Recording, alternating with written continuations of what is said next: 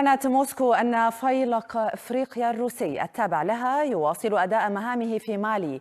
وذكرت وسائل الإعلام الحكومية الروسية أن الفيلق الذي خلف مجموعة فاغنر العسكرية الروسية الخاصة تكبد هزيمة واضطر إلى سحب قواته من بلدة كيدال شمال مالي عقب اشتباكات عنيفة دارت هناك خلال مطلع الأسبوع. التطورات الميدانية المتسارعة في مالي تدعو موسكو لمتابعة المشهد من زاوية أمنية مباشرة كجزء من صراع دولي على النفوذ في الساحل. ميدانيا تتحدث تقارير عن مواجهة ضارية تخوضها عناصر الفيلق الإفريقي الروسي والجيش المالي ضد فصائل متشددة في باماكو وغاو، وسط أنباء عن سيطرة المتمردين الطوارق على مدينة كيدال الاستراتيجية، وهو ما لم تؤكده روسيا. وتعول موسكو على الفيلق الوريث لمجموعة فاغنر كركيزة لمواجهة ما تطلق عليه روسيا اسم التطرف في المنطقة، كما تربط هذا التصعيد بمحاولات باريس استعادة حضورها عبر دعم قوى ميدانية لتغيير الموازين. الفرنسيون يحاولون استعادة ما خسروه بعد هزيمتهم الجيوسياسية في النيجر وتشاد، وموسكو تدرك أن باريس تسعى لفرض سيطرتها مجددا، لكن الفيلق الإفريقي والقوات المالية يواصلون العمليات لإحباط مخططات السيطرة الخارجية. وبينما تثار تساؤلات دولية حول الكلفة الإنسانية لهذه العمليات، تضع موسكو تلك الانتقادات في سياق الضغط السياسي، معتبرة إياها مجرد غطاء لما تصفه بالفشل الغربي في تحقيق أي استقرار ملموس. بموازاة ذلك تبرز اتهامات روسية وإفريقية بوصول أسلحة غربية كانت مخصصة لأوكرانيا إلى جماعات مسلحة في الساحل، ما يفاقم خطر الإرهاب وسط تساؤلات مراقبين عن مدى تحرك مجموعة العمل المالي لرصد أي صلات محتملة بهذه الشبكات. لا تتعامل موسكو مع ما يشاع عن أحداث كيدال كعقبة عسكرية فحسب، بل كاختبار لصورتها كحليف أمني بديل في منطقة يرى فيها مراقبون أنها تحولت إلى ساحة لتصفية الحسابات بين الدول الكبرى. فادي صالح، المشهد، موسكو. المجلس العسكري في مالي سيسقط وعلى روسيا الانسحاب. هذا آخر تصريح لمحمد المولود المتحدث باسم الأزواد الذين شنوا هجوما عنيفا على باماكو وعدة مدن بالتعاون مع جماعة مسلحة تابعة لتنظيم القاعدة. لكن خلف المشهد في مالي تظهر حسابات أخرى أكثر تعقيدا، إنها حسابات الجيران، خاصة الجزائر والمغرب، في ظل معركة نفوذ إقليمي بين الرباط والجزائر. المغرب سارع إلى إدانة الهجمات واعتبرها إرهابية وانفصالية، وأكد دعمه الكامل لسيادة مالي ووحدة أراضيها ومساندته لجهود باماكو في مواجهة الإرهاب والانفصال في منطقة الساحل. في المقابل التزمت الجزائر الصمت الرسمي رغم تصنيف الهجمات ضمن الأعمال الإرهابية من قبل الاتحاد الإفريقي وواشنطن، بينما تبنت أصوات إعلامية وسياسية مقربة من السلطة خطابا داعما للمتمردين. يأتي هذا التصعيد في ظل التقارب المتزايد بين الرباط وباماكو، خاصة بعد دعم مالي للمغرب في ملف الصحراء، وهو ما اعتبر انتكاسة استراتيجية للجزائر ودفع إلى تصاعد التوتر غير المباشر بين الطرفين داخل منطقة الساحل، حتى أن مالي اتهمت الجزائر بالتساهل مع بعض الفصائل المسلحة، بل بتقديم غطاء سياسي لتحركاتهم.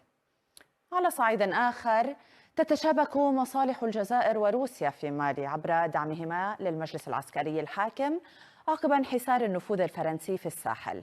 فبينما ترى الجزائر في استقرار مالي عمقا استراتيجيا وحاجزا أمنيا لحدودها الجنوبية وتطمح للحفاظ على دورها كوسيط تاريخي، تنظر موسكو إلى باماكو كقاعدة ارتكاز لتعزيز حضورها العسكري والسياسي. وهذا التمدد الروسي بات يزاحم نفوذ الجزائر تدريجيا، مهددا بتقليص دورها الإقليمي لصالح هيمنة روسية أكثر تأثيرا في صناعة القرار المالي. ومع تنامي التنسيق بين الجماعات المتطرفة والحركات الانفصالية، تبدو مالي اليوم أمام مرحلة أكثر تعقيدا، في وقت تتحول فيه منطقة الساحل إلى ساحة صراع نفوذ إقليمي يتجاوز حدود الأمن نحو إعادة رسم موازين القوى في إفريقيا.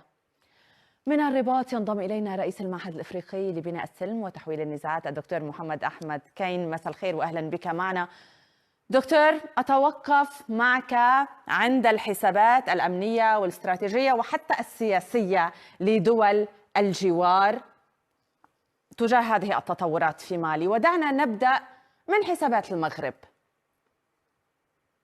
لا بأس. أولا شكرا لك سيدتي على الاستضافة. أهلا. لا بأس أولا من استعراض يعني السياقات الكبرى لحالة اللا أمن التي تعرفها بالخصوص مالي ودول الساحل الأخرى.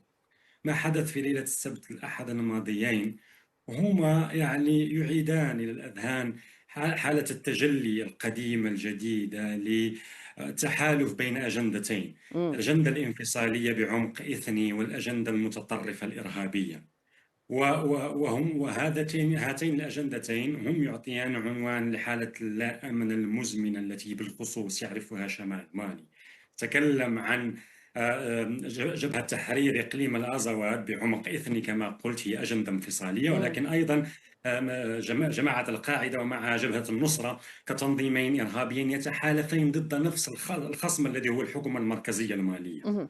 على ضوء هذا التحالف، استدامة حالة الأمن أعطتنا ما وقع في الأسبوع الماضي، وهو حدث كبير يظهر لا شك فشل المقاربة التي اعتمدتها يعني النخبة العسكرية الحاكمة في مالي على الأقل منذ 2020-2021 إلى اليوم. فشل لأنه لم يتم ترسيخ يعني أمن مستدام في مالي، والخسارة كبيرة. الخسارة كبيرة لأنه تم الهجوم على بلدة كيدال الموجودة في شمال مالي، وهذه أكثر عرضة لهذا النوع من المخاطر. ولكن بلدة كاتي التي لا تبعد إلا ببضعة كيلومترات على العاصمة باماكو، والتي قتل فيها أحد الرأسين الكبيرين، وهو بخصوص وزير الدفاع المالي الذي لقي حتفه على إثر هذه الهجمات، اللي هو ساديو كامارا. الكلفة الإنسانية لا شك أنها كبيرة. واضح. دعني أعود معك إلى حسابات الجار المغربي. نعم، أنا آتي لهذه النقطة بالخصوص. تفضل. هل هذا يعني أن هناك خطأ في التصور؟ الجواب نعم ولا. نعم، لأنه الماليين استبدلوا الحلول المستجلبة من الغربية بالروسية، وهذه لم تأتي بأي تغيير في المنطقة. لكن لا، لأنه الحكومة المالية تعيد مراجعة علاقاتها بالقوى الإقليمية، وهنا بالخصوص علاقة بالمغرب. اليوم المغرب